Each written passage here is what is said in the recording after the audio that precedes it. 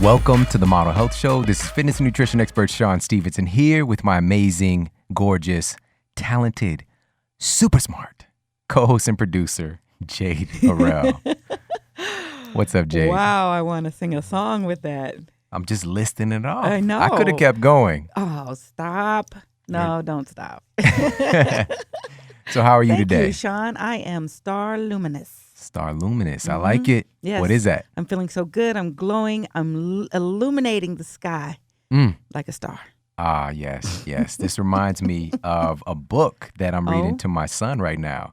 It's called Thunder Boy Jr. Is that right? Yeah. Have you heard of this book? Books? No, but everyone you mention, I look up and I end up wanting. Yeah. Well, I'm not going to give cool. the storyline away. If you got little kids, check out that book. I think it's really a fantastic book. Well, you can give a synopsis without being a spoiler. Okay. Well, basically, so there's a little boy and he's named after his dad, but he kind of wants his own identity, you know, but he's just like, I'm the only person in the world who has a name Thunder Boy Jr., or so you would think. Exactly. You know, he talks about the difference with his mom's name and his sister's name. Those are normal names, but me and my dad have this particular name, but I want my own identity. Oh, wow. And he, at the end of the story, they, you know, just kind of comes together. When you think of thunder, you know, you think of the sky and illuminating, you know, the lightning and all this kind of stuff. So it made me think of it. That's what I feel. Illuminating the sky. Yes. Yes. So Awesome. amazing. So shout out to children's books. Yes. All right. And illumination. Reading is fun. The mental. Yes. That's what they say. For the That's mental. what they say. Shout out to Reading Rainbow, by the way. Yeah. There you go. I know. I just touched a chord for a lot of people out there. Well, guys, thank you so much for tuning into the show today. We've got an amazing episode lined up for you guys. Katy Bowman. Oh, my goodness. She is such a powerhouse and just brilliant human being. And I have her book right here, Don't Just Sit There. This has quickly become one of my favorite all-time books, because for me, it's about right now. You know, right now. Whereas I've read so many books that have a lot of history, even a lot of older books. But it's one of those things that are pertinent for our time, is living as a human being right now, today. Because things are so different and there's so much coming at us. And we're unknowingly falling into a lot of patterns that are disempowering us and that are breaking down our bodies physically. You know, so she helps to really shed a lot of light on that. And she's going to be on today, and of course we're going to also feature, since she is in this really great atmosphere, her rooster is going to make a special appearance in the beginning of the show too, getting his yell on, because as we're recording, it's earlier in the morning for her.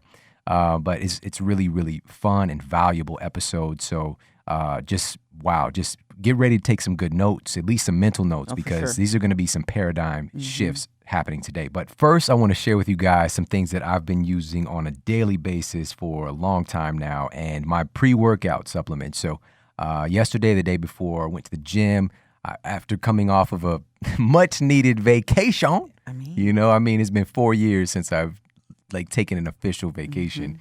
And, you know, what's so great about that, even as I'm sharing that, is that I take these mini vacations every day, you know, just to take care of myself and to make sure that I'm administering that self-care, so I'm showing up better and actually having the energy and the dynamic to make it through the day and to accomplish the things that I want. But we all need to unplug totally for a time period, you know, just in our world today. I think it's really important. So coming back from that, and even through that period, you know, we still, of course, went to the gym a lot of times, especially my son. He's like, we got to find somewhere to go work out and lift some heavy weights. But my pre-workout is Shroom Tech. All right. So Shroom Tech from On It. And it's featuring cordyceps mushroom, which we talked about many times in the show. But this is clinically proven to increase oxygenation of your cells, to help with reversing insulin resistance. All right. So your body's literally using insulin properly and utilizing glucose more efficiently. All these wonderful clinically proven things is especially effective for helping to fortify and protect your lung tissue. All right, so if we're talking about stamina and endurance, this is really important. It also has B12, but it's methylcobalamin. So this is a methylated form of B12, which is actually the usable form of B12 for your body, because some supplements out there have different, because, you know, even with supplements and these different important critical nutrients, there are different forms of so many. There's different forms of vitamin D. There's different forms of B12. There's different forms of vitamin A, you know, but which one is the right one for the human body for the result that you're going for? And that's how they formulated this product. And I just absolutely love it. So Shroom Tech Sport is the product to check out. Go to onnit.com. So that's onnit.com/model. And you're going to get 10% off all of your health and human performance supplements. Been a huge fan, and just they support us and we support them. I absolutely love those guys. I love what they stand for. Shroom Tech Sport, the Shroom Tech Immune is phenomenal. It's based on chaga mushroom, which I'm a huge fan of.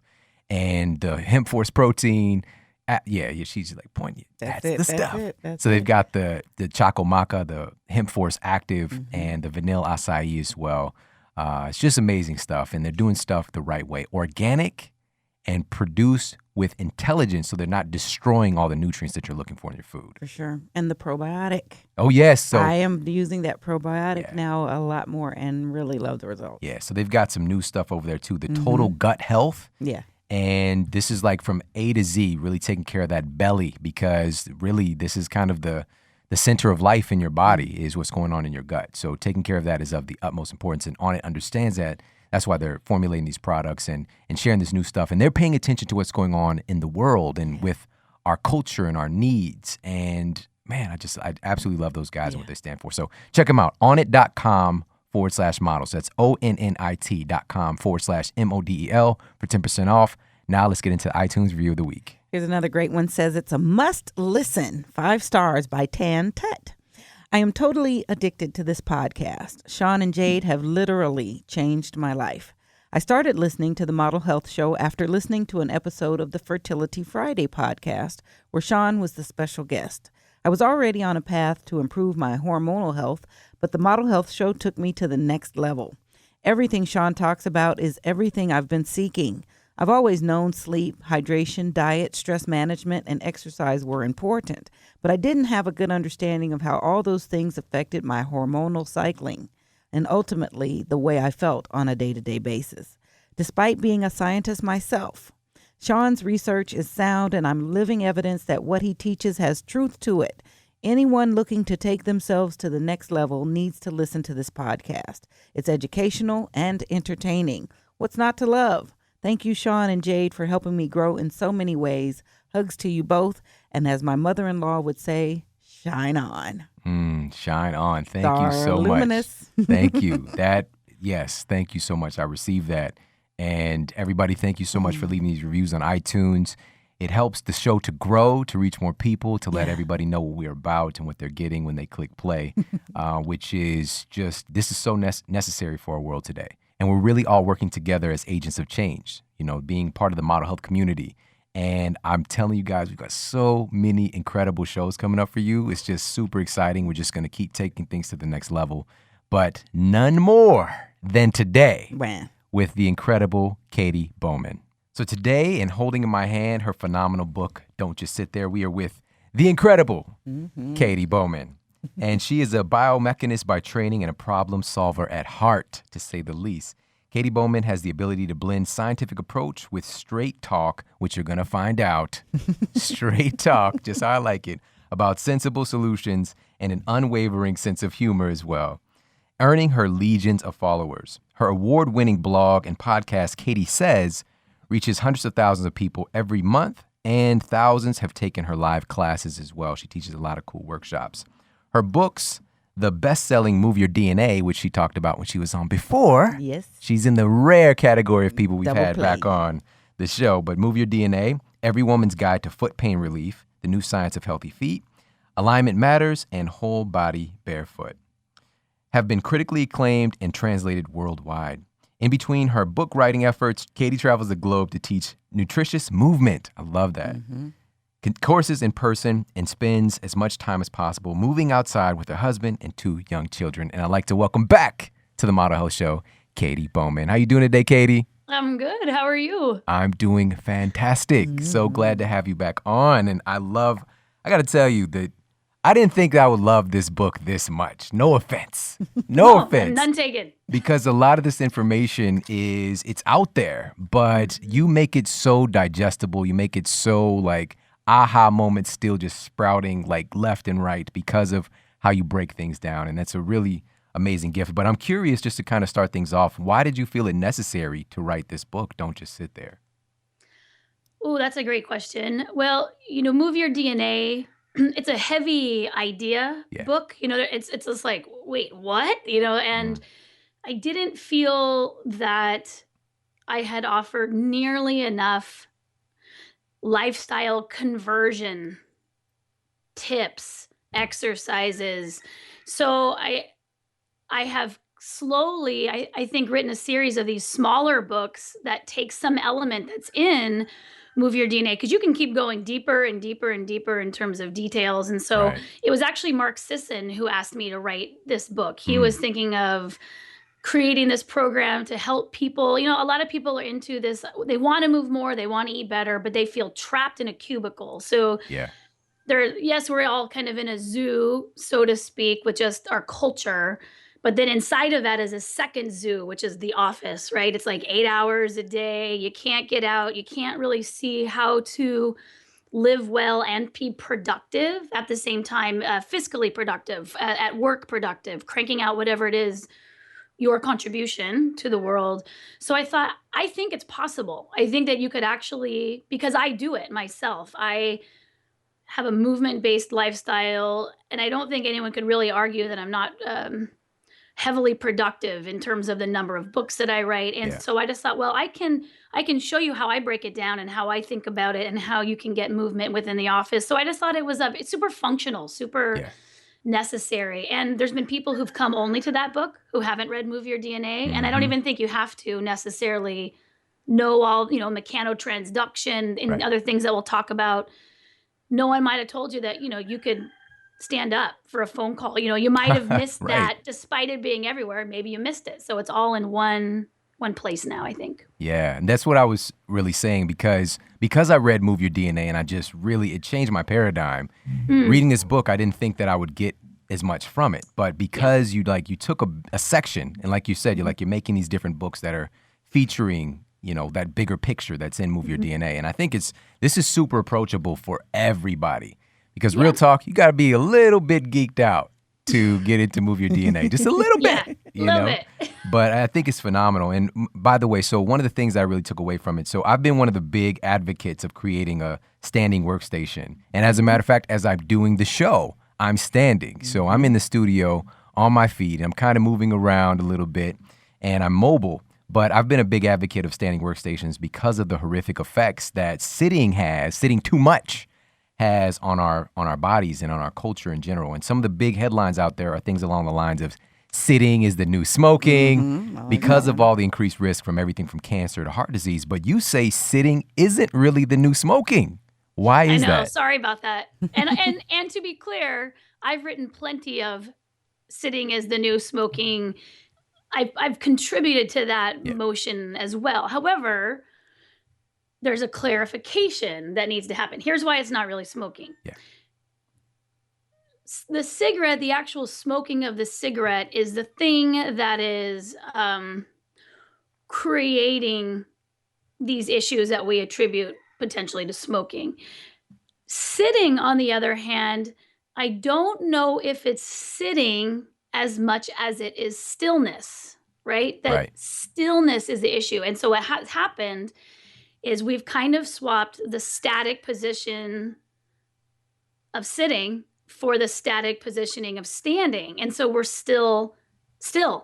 right. And because it's a lack of motion that sitting brings about, that's what makes, when you're doing research, when you are delineating variables, it's really helpful to go, all right, we know that it's a sitting population, but the sitting population is also an unmoving for an extended period of time population. So a lot of us went to standing work desks, forgetting perhaps that many people were standing in factories for 8 hours a day. Like, we've already dealt with the standing for work phenomena, and it had its own set of injuries, Yeah, right? Like, that's why everyone started sitting down in chairs. So what I'm trying to call out is, I don't necessarily think that swapping one static position for another is the ultimate answer. I definitely think it's a step to transitioning. I'm in my office today just so I could highlight some of the different features that we'll talk about. I do have standing work desk, but I also have a squatting work desk and a floor desk. So I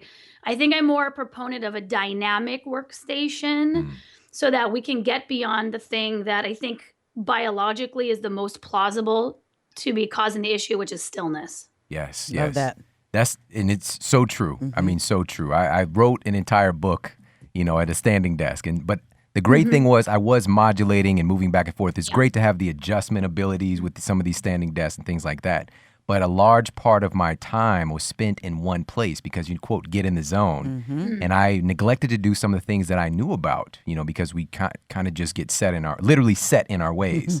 Literally. But the more that we pay attention to insights like this, it's just really awareness trumps everything. And just to do small things to just adjust your position. And we're going to talk about some of this stuff, but even doing some of the adjustments that Katy talked about, even standing correctly, it was a little bit of a challenge, like I felt some muscular tension that I wasn't used to after a minute. And I'm just like, wow, because I literally was doing it yesterday. We were working at the gym. There's like a table there that's like, kind of like a standing desk. And at the gym cafe, let me say this, I'm not at the gym like by the squat rack working, but I put my feet in, the knees and all the things she talks about in the book. And like I felt muscular tension, not pain, but like an actual muscular tension. It's like, wow, Katy is right. Yeah. She's so smart. There was, yeah. So, and there was that awareness that came with it. But today experts are spending countless hours generally trying to find the single best ergonomic solution for our workstations. But you say there isn't one. So first, can you explain what ergonomics are, which is really important, and why there's not a single best solution? Well, ergonomics is really the perspective of what's the best way.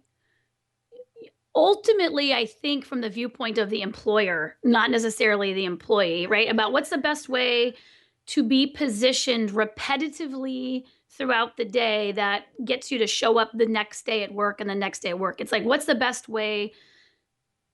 Should you have to sit in a particular area or maintain yourself in a particular area? What's the best geometrical configuration? And people have been working on this for a long time. Certainly the people who are doing that work care very much about the quality of the employees' health. I mean, I think that they're ultimately trying to keep musculoskeletal injuries down or whatnot. However, that fundamental assumption is that the search for that best static position is that it needs to be a static position. Right. So right off the bat, you're already not at the healthiest a human body can be. You're at what's the healthy parameters for a body that has to be unmoving. Right. And so I want to break that open because what's happened is ergonomic understanding has been now put on healthcare. Right? It's like, well, I learned that the best way to be still was this. And it's like, sure, but being still is already going down the wrong route if you're interested in whole body ultimate function, which I think a lot of people are. And because we're a sedentary culture, a sedentary mindset, it might not have occurred to everyone that maybe being sedentary isn't the only option while still being productive. Right. And you call it such beautiful words in this book. You said it's a movement drought. Yeah. We're in a movement drought. And you said our quest to find optimal position for stillness will always be frustrated by the problems inherent in a lack of movement. So it's like our brilliant minds are trying to find ways for us to be still and work for 8 hours at a desk, which is probably we're barking up the wrong tree. However, they've made some advancements to make it so that you can make it through, but that's not thriving. And that's what we really want to target, especially part of this community, the Model Health Show community, is thriving, not just surviving, not just not having carpal tunnel syndrome, but actually being able to use your hands and do cool stuff when you're 90. What a concept. So let's talk about that a little bit. Let's talk about the historical human movement, right, versus today. I know this is a big thing. There's a lot of different things that we were doing and highlighting some of the variety of movements that we had versus now. Well, I think it was in Movie or DNA, and even now, I'll just put it out there. If you just take a moment to sit down on whatever, you can look around and find probably 5 or 6 things that would make it easy for you to sit down on without having to use your knees and hips all the way to get down to the ground. But say you were to sit on the floor, look around your house, look at the refrigerator, look at your car outside, look at tennis shoes that you can put on your feet, and look at the water that's piped right into your house and the sewage system underneath the house that whisks it all the way. And so all of those things that you have are conveniences. And conveniences, I think we're used to thinking about conveniences in terms of time saving, but they're really movement saving. They are things that make it so that you don't have to move, but yet you are still surviving. Someone is bringing you clean water. There are people and machines that are bringing you clean water. You don't even have to walk over to someone's house anymore. You can call them. And if you look what's in your cell phone and you go like, where did this cell phone come from? Like, who made it? And what about the minerals that are in? Where did those come from? And who had to work for those or slave for those? And you start to go, wow, there is so much happening around us all of the time that are making it comfortable for us to not move. So we no longer recognize how much movement actually goes into getting your food. Like, where'd your food come from? Like, how did it get to the store or to your house? And you'll just see that it's all very almost inert. There's nothing even happening anymore. Although it's a somewhat of a facade because someone else somewhere has moved quite a bit. It just wasn't you. And then you're going, okay, so take all of that away. What movements are you left with? And you'll find that you'll be working your whole body almost all day long just to survive, but in a different sense than you were just talking about, because movement is packaged in getting the things that we need to survive. We're also getting the movements that we require to sustain our own personal machines. So in that way, moving for your survival becomes the mechanism by which you thrive. You get the movement all packaged up with the things that you need. And nature is extremely efficient and stacked where all those things happen at the same time. And so you're basically missing all the movements. You're basically missing everything except whatever you do for exercise or however your particular environment. And I imagine that most people listening to this share an environment similar to me, where you have a car and couches and chairs and tables. So we end up using our hips and knees very small amounts. Right. And then the rest of our body hardly at all. And so you're basically missing almost all the human movements that have been done historically throughout human history. Absolutely crazy, right? I know. If you think about that. Because, this is the thing, is our genes literally expect certain things from us, and we're not doing these things. We're not activating more evolved genetic programs, because this is the thing. Our genes have evolved with us so that we are better versions of ourselves. But we're not tapping into that stuff. We're keeping on the programs that, again, the survival programs, not the thriving programs. And wow, even like when you were talking about it, this is huge right here. They're not time saving, they're movement saving. So all of our advances, if we just look around our life, these are movement saving things. When she mentioned going to, like, if you wanted to talk to somebody, like, you had to go to their house, you had to walk to their house. Right. Now you better not show up at somebody's house unannounced. You better call first, But if somebody even knocks on the door in the middle of the day, like if me and my wife are at home working and somebody knocks on the door, it's like 2 o'clock in the afternoon. We look at each other like, it's strange. You expecting somebody? Right. Get down, let's look around the corner, and it's usually, of course, the FedEx guy who's disappeared. Yeah. I saw a great meme recently that was like, hey, when you were a kid and you were great at the ding dong ditch, now there's a great job for that. That's right. It's right? FedEx, right? The FedEx, the UPS people, there was training. I love that. But you even miss out on that opportunity. So it becomes a hassle. And in a way, it's almost like it atrophies us. Because I've been longing to get my garden going, but it's just too much to have to get out there and do all of that just to get. Yeah. And it's too much to have to go over there or down the street and make that. We could just make that phone call. Right. And so it becomes troublesome for us. And now we're really disoriented with the fact that it's a desire of our bodies to do. And who knows what would be the benefit or reward or return if we operated in that space more. So true. So true. And one of the things that you mentioned that we're not really working to their greatest ability, these mechanosensors. So what are they and what do they do? Well, I mean, essentially, every single one of your cells is a mechanosensor. It's a part of your body that deforms due to the forces it's experiencing, your position relative to gravity, you moving, you thermal regulating, all of these things are movement on the smallest level, and they bend and squish your cells. And as you bend and squish your cells, it alters their behavior. That's what mechanotransduction is. It's an input. It's just like It's the same thing. And this is the reason I call what I do nutritious movement. You put a chemical compound into your body. We call it food. But there are nutrients, and there are certain chemical compounds embedded in with your food or your supplements that beget a particular cellular behavior. And if you don't have it in, the cells behave a certain way, and the way that some cells behave, we call it a disease, and when they behave a different way, we call it not a disease, right? So the thing is, you're always working your mechanosensors. It's just, what are you inputting? A lot of times you're just inputting vitamin, smash your butt all over your chair all day, right? That's the input. So you are working your mechanosensors. You're just working them in a way that is begetting you, or it is resulting in a shape to your body, a state to your body, physiological state, and a particular function that doesn't match the one that you want. And what I'm trying to say is, well, you are getting what you are putting in.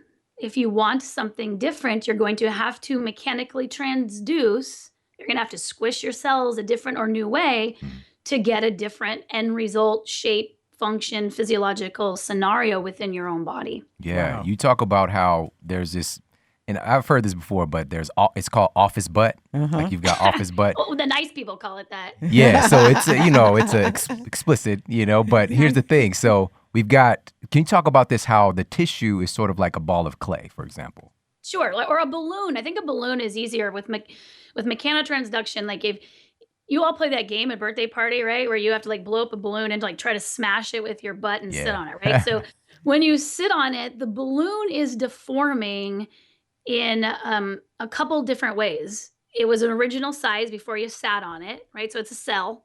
And then you sit on it. When you sit on it, it gets shorter in height, but it also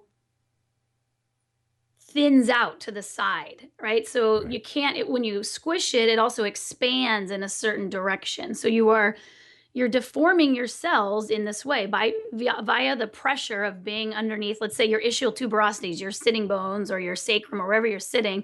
They get smushed and spread out. So that's in a research corner, I would say, I think, right? And don't just sit there. There's like a research box where it's actually called office, we'll say office butt is a real thing, right? So it's like you're smooshing out your cells, but then in separate research, because research is always so fractioned off and isolated, and that there's separate research to go, okay, well, what is yielding fat? Why do we attract adipose sites? And it's like, well, if you take a hunk of tissue and you squish it, then I think we have come to kind of think of maybe accumulation of fat as a negative, simply because we don't like the way that it looks or because it's associated with certain health outcomes. But when you think about how your ischial tuberosity feels to be sat upon for 8 hours a day, it's going to need, for its own survival, padding. Right. And so you are potentially mechanotransducing your own safety net of extra fat on your backside to deal with how much pressure you're putting on that area all of the time. Right. So fat in that way really has nothing to do with, calories in or calories out. It's another thing of like, well, maybe you're mechanically transducing that need for padding to protect the tissue and the skin of those areas. Right. And it's not necessarily forming that padding in the way that you want it to look either, know? And that's really what the kind of big takeaway. So we'll just call it, you're sitting on your office assets. All right. That's what it is. You're developing office assets. And that vitamin was vitamin SYBAOYC. Sitting your butt. Vitamin SYBAOYC. What is that? In your chair. Sitting your butt on your office chair. What was it? She had said another. LMNOP. All right. That one we want to memorize, brother. So everybody, well, we're going to talk about what are some of the solutions now. We know some of the problems. What are some of the solutions? What can we do to create a more advantageous work environment? We're going to talk about that right after this quick break. Hey, everybody, with all of the things that we're exposed to today, the environmental toxicity, the weird stuff showing up in our food supply, we've got to do things to really support our immune system. Our immune system is really running the show on so many different levels to keep us healthy. And one of the most powerful things for supporting a healthy immune system is making sure that we're getting in some immunomodulators. So what does that mean? These are substances that can help to elevate our immune system in response to things that might be trying to creep their way into our body, into our cells, and defend us against those things. But it can also bring the immune system back down, calm it down if things are running too hot, AKA we're dealing with some autoimmunity. We need things that are intelligent. Many drugs out there that are pushed through pharmaceutical companies, though they mean well, they push your immune system in one direction, and that can really mess things up on the back end, leading to AKA side effects.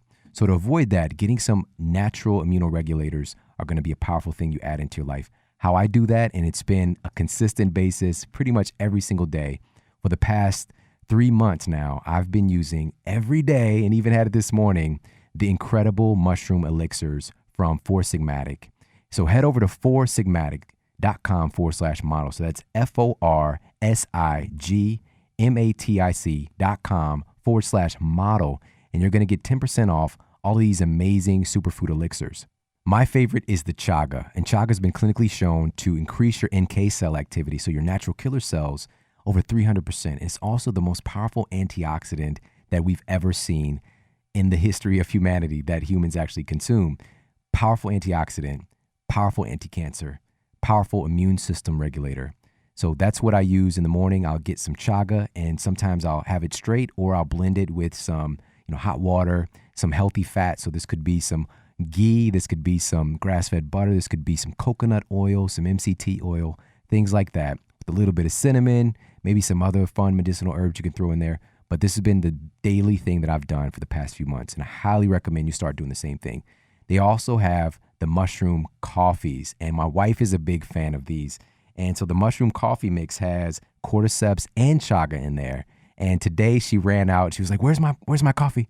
And she's not even, ever since we've been together, she hasn't been a coffee drinker, but this has been her daily thing. She loves the way it makes her feel, and she doesn't get some weird kind of caffeine spike and crash as well. So head over and check them out. foursigmatic.com/model for 10% off. Now back to the show.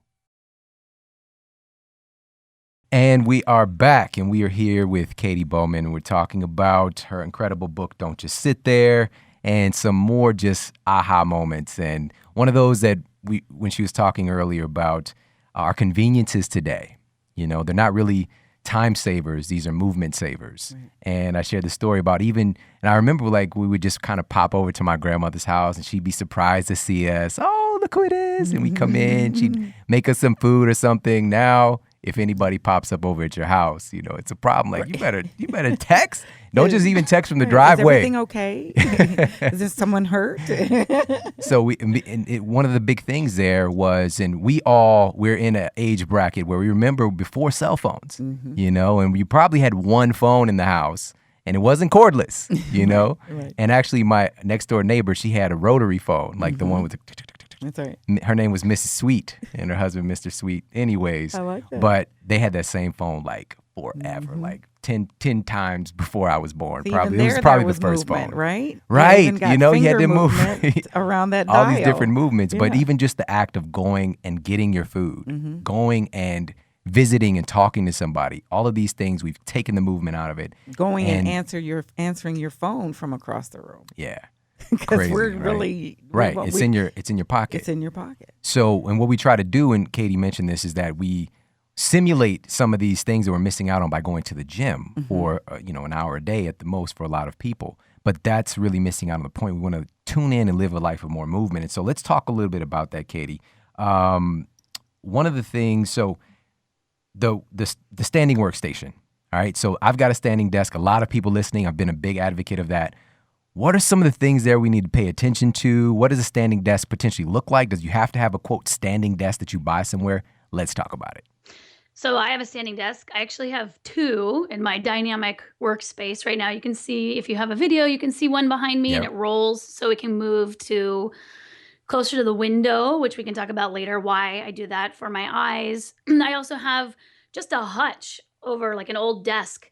Old dresser, high dresser that was converted. So you can likely fashion a standing workstation out of something that you have in your home or office right now.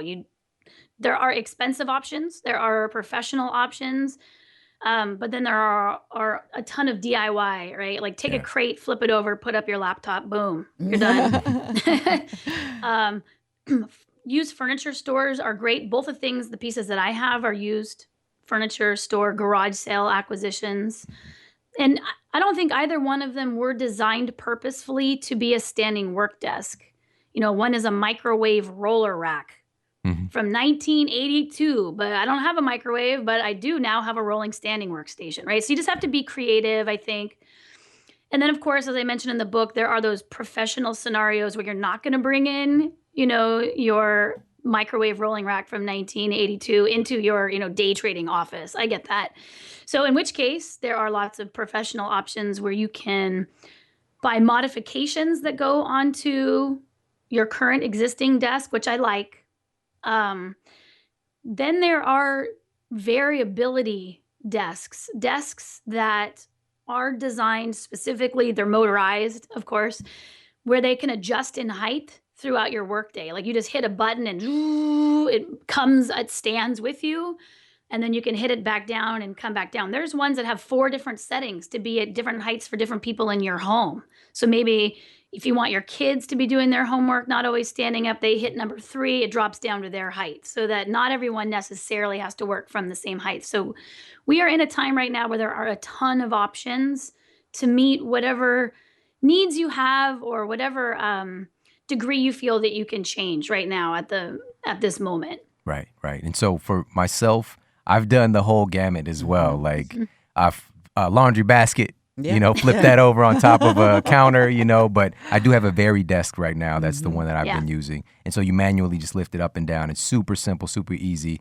And we'll put that in the show notes too, to get people connected with that. But it's just being creative, and just looking at your environment differently. But more so what I want to talk about is now that we are standing, we still don't want to fall into a place of stillness. So what are some of the things that we need to be paying attention to? Well, so you have your equipment. The number one thing I would say about how you use your equipment is to not use it like a crutch. So I see a lot of people with their standing desk. They go right from sitting to standing, and then they're just draped over they're like leaning on it. They're not necessarily using any more muscle to stand in front of it. They're just letting their new standing desk hold them up. So that's the first piece, is to really tune in for the purpose of not injuring yourself, right? To not over fatigue yourself. Like you said, it's so small. My daughter was looking through the book the other day. She's like, Mom, this is not an exercise. She's 3, by the way. She goes, this is an exercise. This is standing. And I said, well, standing can actually be an exercise depending on how you do it. Meaning it looks benign to you, 3-year-old who doesn't have any furniture in your house and runs around all the time. But for someone who's been in a chair regularly since they were 6 or 7, standing requires a tremendous amount of adaptation and strength development. And you did it, at the gym. I mean, albeit the juice bar of the gym, but at the gym nonetheless, you're going to ache a little bit at the end of the day. You're using your leg muscles, which normally just kind of fold up while you're sitting. Now you're asking them to carry your body weight for hours, for sometimes 3 to 6 hours at a time. So that's the first thing, is to recognize that what you are doing is training to be able to do that. The second one is form. Like all good trainers at the gym, they're going to tell you that your form counts as you're developing muscle or strength. Same thing goes for a standing workstation.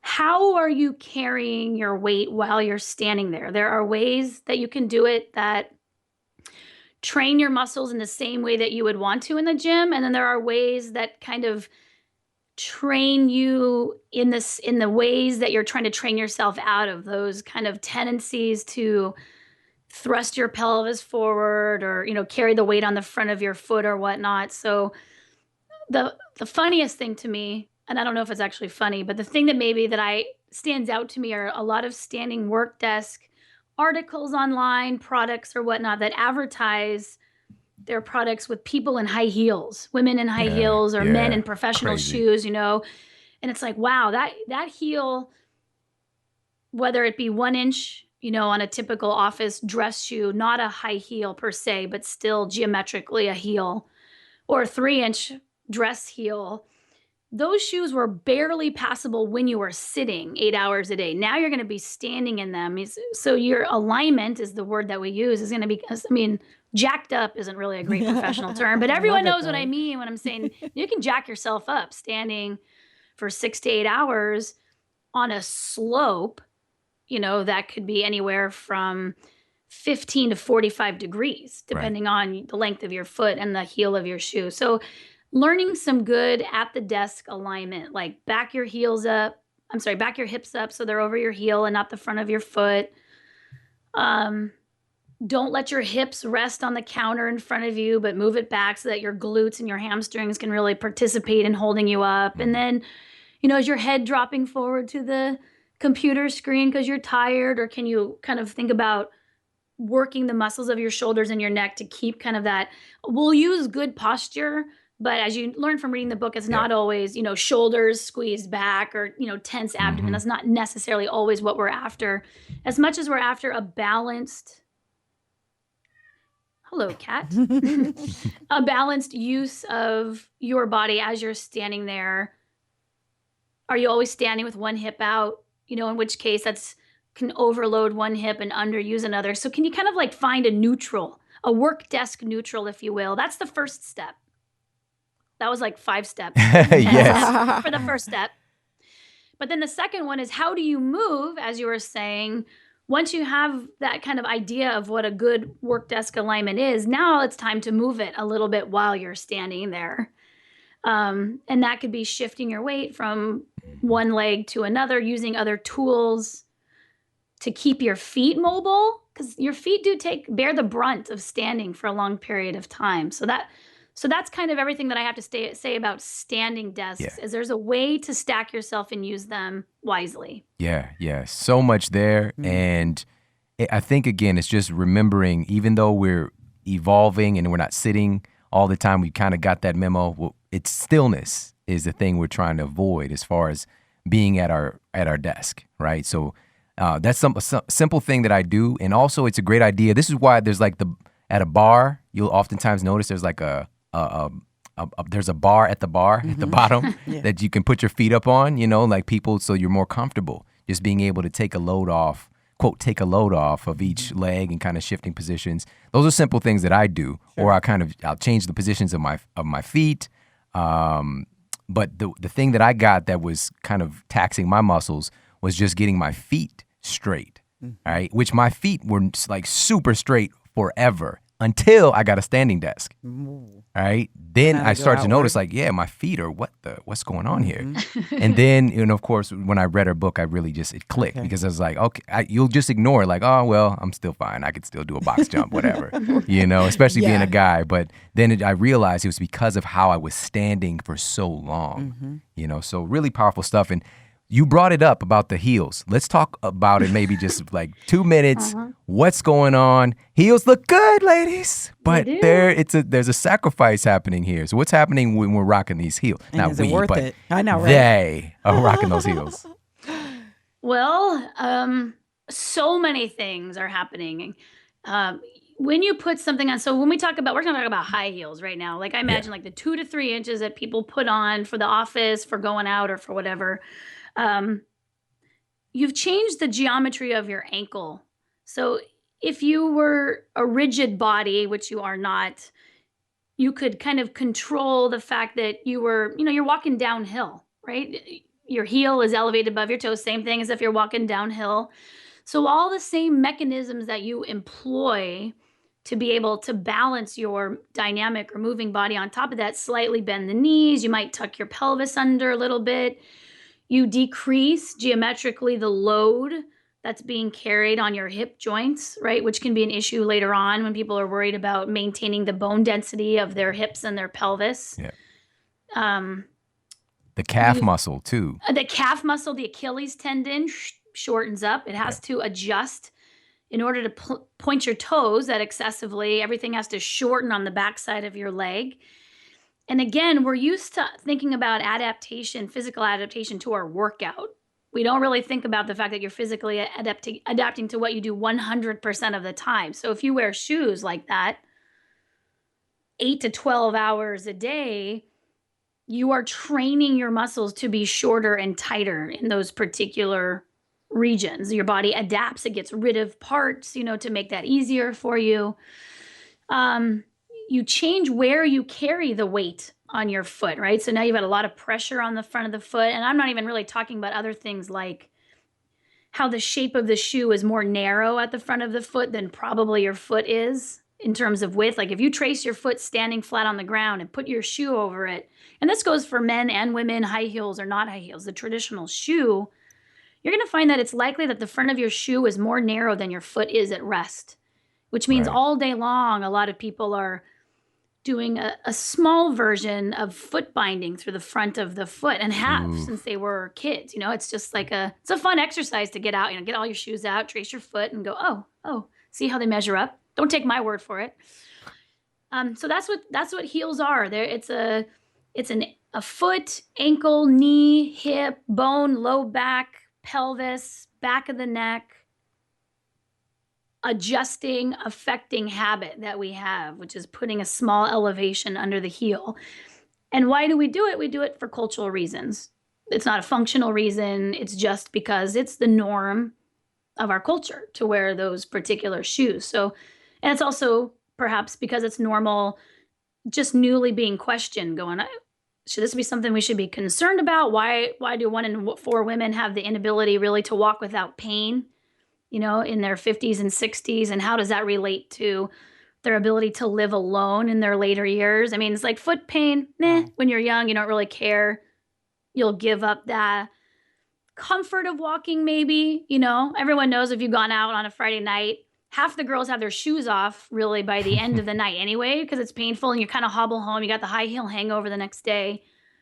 I'm more concerned with what does that speak to for your whole body function later on. Like if you can't take a walk or work out because your foot hurts you later on, that's going to be a big deal. It's going to affect other things like your lipid panel and your metabolism and things. So Wow. Yeah. shoes, I just man. got all these flashbacks of back in the day when I would go out and I seen a lady or 1,000 Yeah. held in their shoes in their hands, at the end of the night for sure. But a lot of times these are women who don't wear those type of shoes all day.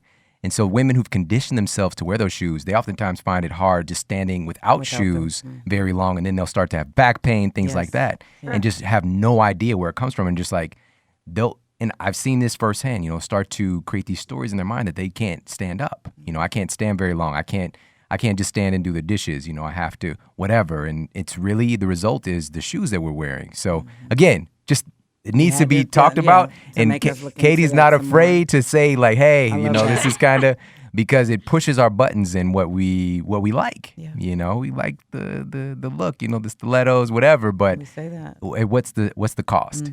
So it's just being aware.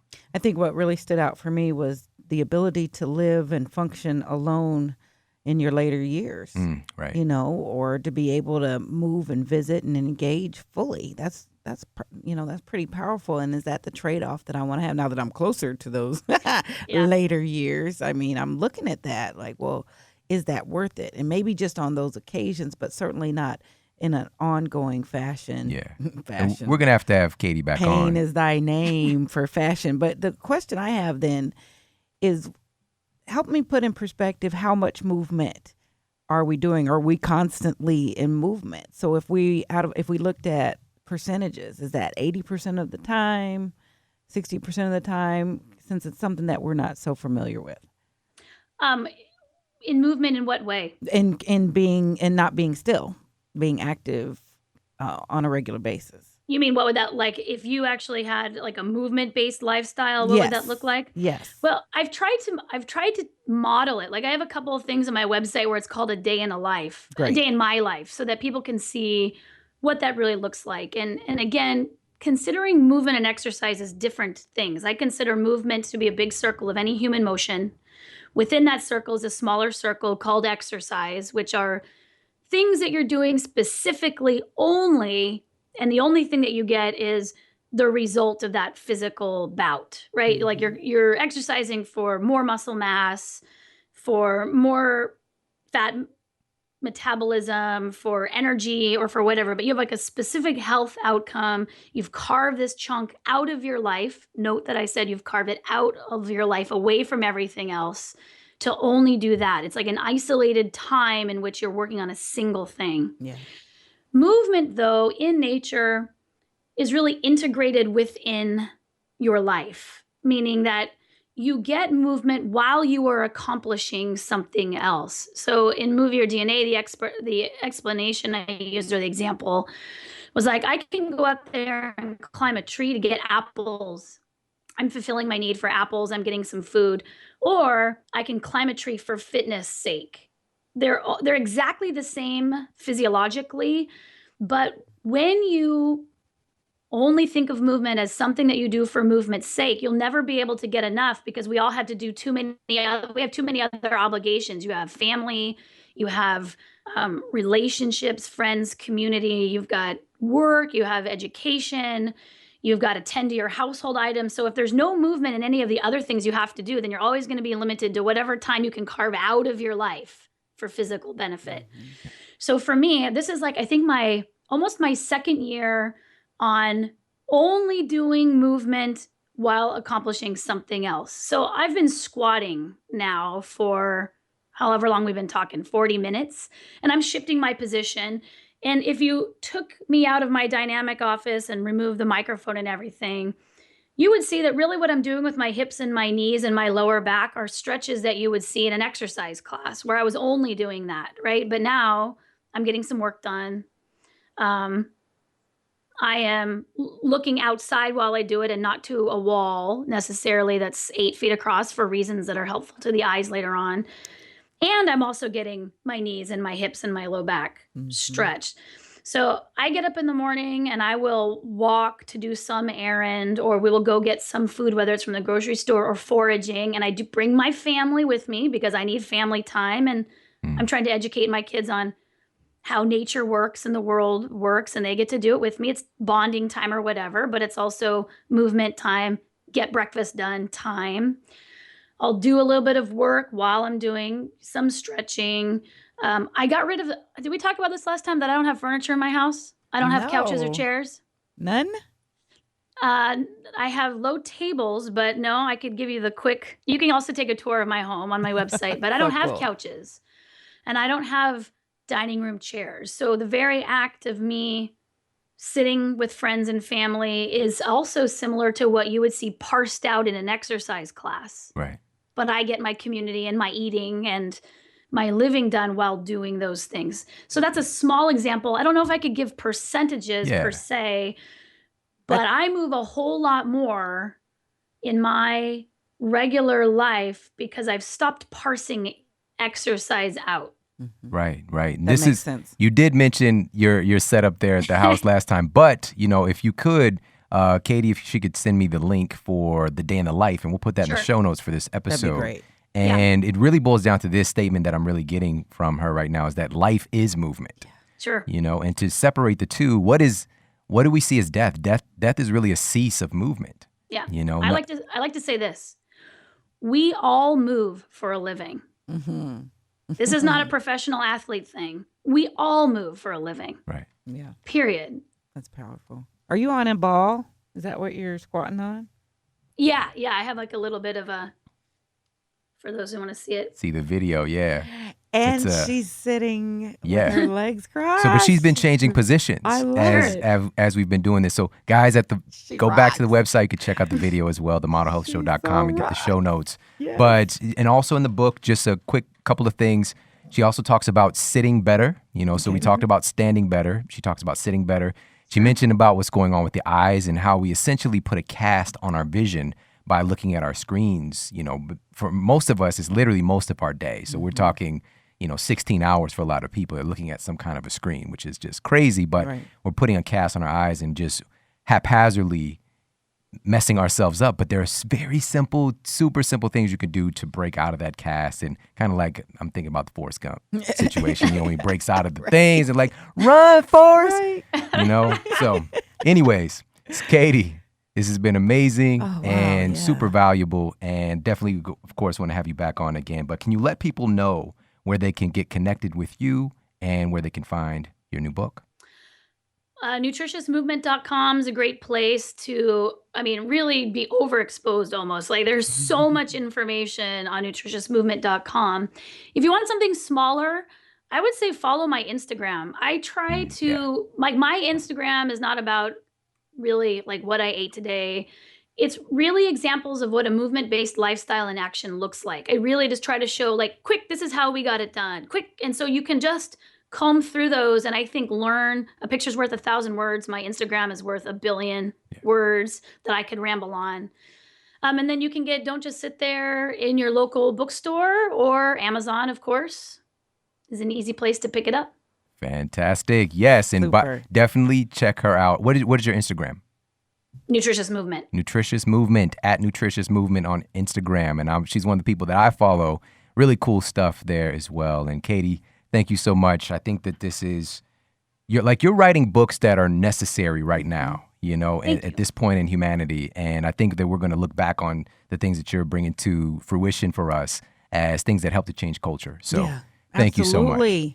Thank you so much. I really appreciate that. Mm-hmm. Well, everybody, thank you so much for tuning into the show today. And I've got to share this statement one more time.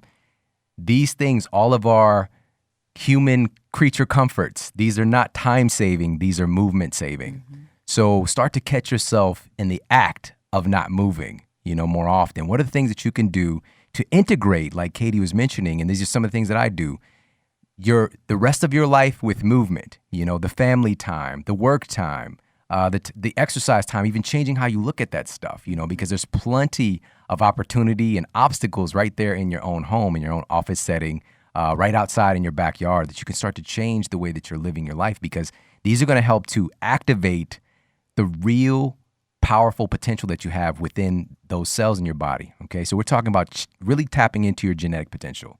All right, that's what this is really about. So thank you so much for tuning into the show today. Much, much more good stuff to come. Have an amazing day, and I'll talk with you soon.